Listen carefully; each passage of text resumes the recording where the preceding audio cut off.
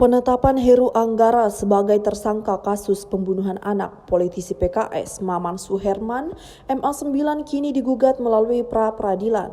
Gugatan tersebut ditujukan kepada Kapolres Cilegon AKBP Mertua Raja, Teripar Laut, Silitonga dan Kasat Reskrim Polres Cilegon, serta didaftarkan di Pengadilan Negeri Serang, Banten.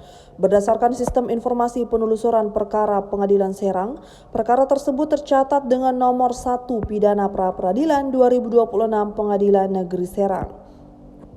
Gugatan itu mempersoalkan keabsahan proses penetapan Heru Anggara sebagai tersangka yang dilakukan penyidik pada 26 Januari 2026. Langkah hukum tersebut ditempuh setelah tim penasihat hukum Heru Anggara mempelajari berkas perkara dugaan pembunuhan yang terjadi di rumah milik Maman Suherman pada 16 Desember 2025. Dilansir dari kompas.com, hasil telah kuasa hukum menilai terdapat dasar hukum untuk menguji prosedur penetapan tersangka melalui pra-peradilan. Permohonan pra-peradilan diajukan dengan berlandaskan ketentuan dalam KUHP serta keputusan Mahkamah Konstitusi nomor 21 pengujian Undang-Undang Romawi 21 2014 yang mengatur soal kecukupan alat bukti permulaan. Dalam perkara tersebut, sidang lanjut dijadwalkan dengan agenda pencapaian jawaban dari pihak termohon.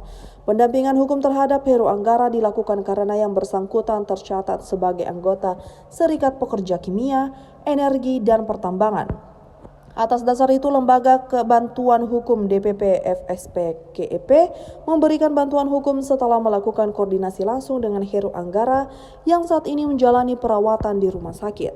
Tim kuasa hukum menilai terdapat indikasi kuat adanya ketidaksahan dalam proses penetapan tersangka. Di sisi lain, Polres Cilegon menyatakan menghormati upaya hukum yang ditempuh tersangka melalui jalur pra-peradilan. Aparat kepolisian menegaskan bahwa pra-peradilan merupakan mekanisme untuk menguji aspek formil dan prosedural, bukan untuk menilai substansi atau pokok perkara pidana. Heru Anggara ditetapkan sebagai tersangka setelah penyidik menemukan kecocokan DNA korban pada pisau yang diduga digunakan pelaku.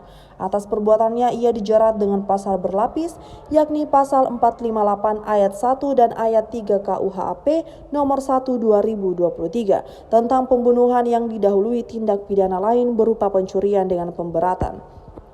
Selain itu, penyidik juga menerapkan pasal 30 ayat 1 Jungto pasal 78C Undang-Undang nomor 35 tahun 2014 tentang perlindungan anak dengan ancaman pidana maksimal penjara seumur hidup atau 20 tahun.